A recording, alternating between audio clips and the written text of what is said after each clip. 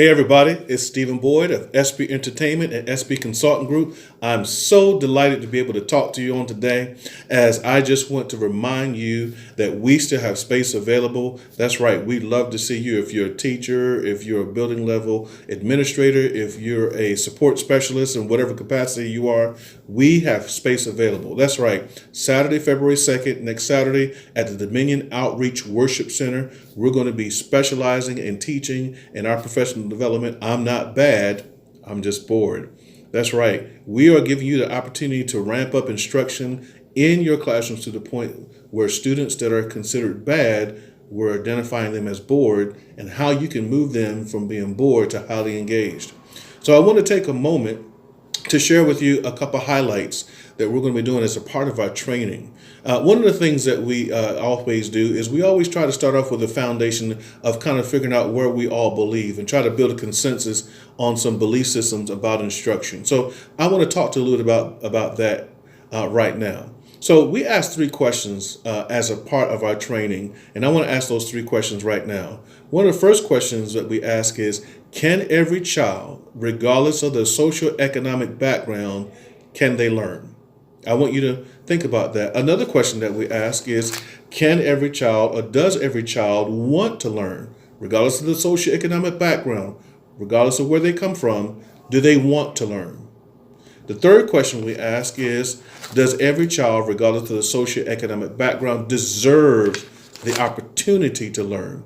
So let's unpack each one. The first one says, does every child, can they learn? Regardless of their socioeconomic background, can they learn?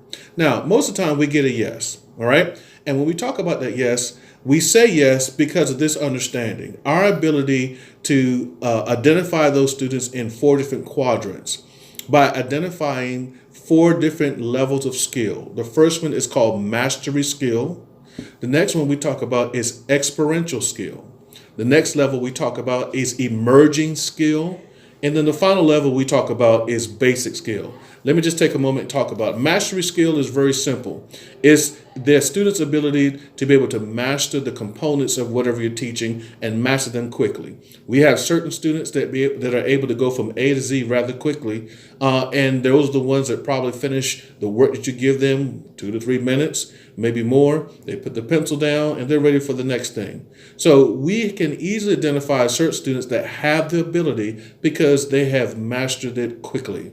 But then we have other students, what we call experiential skill. Experiential skill are students that are emerging in that skill, and we'll talk about some keywords. And I'm going to give you those keywords right now, but these are some keywords that help you to identify the ability level of your students. So the experiential skill is a student that is on their way, I like to say. Then we have the emerging skill student. The emerging skill student is the one that kind of always needs some support. This is a student that you kind of have to frequently help. And then finally, we have the basic skill student. The basic skill student is the one that perhaps is not on level, perhaps a couple grade levels below, math or reading, whichever you may teach. All right, and they need additional support. So I want you to think about those three questions and think about this first question. Can students, regardless of their ability level, learn? We say yes, but it's our ability to identify where they are on those ability levels. The second question that I gave you was, does every child want to learn? Now, this is based on what we call the skill-will continuum, and we use this to identify students' motivation to learn. So we're going to talk about student motivation on next week. What is the motivation? Well, we talk about high-skill students, high-will students, low-skill students, and then low-will students. I'll say that again. High-skill students, high-will students, low-skill students, and low-will students. What does that mean? Here's an example. You may have a student that has high skill, they have the ability, but they have low will, which means their motivation to achieve that skill is very low. I don't want to unpack a lot of it because it's going to be great for you to digest on, but think about that. Think about, can every child learn, or do they have the motivation to learn? That's another question. Well, some do, and some have different variations of what they want to learn. based on our ability to identify that desire, that motivation, that drive. We're going to talk about that. The final thing that we'll talk about, also on a skill will continuum, is does every child deserve to learn? Now, the first one before that, in terms of student motivation, does every child desire to learn? That was more about identifying the student. This particular question, does every child deserve to learn, has more to do with a reflective kind of thought process we have to have ourselves as educators. Still using the skill will continuum, here's my question. As an educator, where are you on that skill will continuum? Again, thinking about high will, high skill, low skill, and low will. Now, I don't want to bust anybody's bubble. Perhaps we have certain teachers that are low will teachers, but they may have the skill. That student is going to be affected by their ability to learn from you, because maybe that student deserves to learn, but your will is low, although your skill is high. Maybe you have a student that really deserves to learn, but you have a high will, but you have a low skill. I'm going to stop there. Another thing I want to share with you is what we're going to talk about, the essential five. The essential five are 5 key questions every teacher must ask themselves when planning for engagement. Regardless of what you're teaching, regardless of what your lesson plan format is, when we talk about engagement, these are 5 essential questions that you must ask. I'm going to give you 3. You have to get the other 2 next week. 5 questions that when you're planning, you must ask yourself with respect to what evidence you want to see in that lesson plan that you're going to regurgitate to those students. All right, I'm going to give you 3. Those 5 essential questions, 3 of them I'm going to give you now, is one question you need to ask yourself is, am I capturing attention? Is the evidence in that lesson plan? Here's another thing. Am I building a sense of interest? Here's one more question. Am I igniting passion? Igniting passion. I'll give you those 3. Capturing attention, building interest, and igniting passion. I don't have time to unpack those, but these are questions that we will unpack as it relates to when you're planning for your students.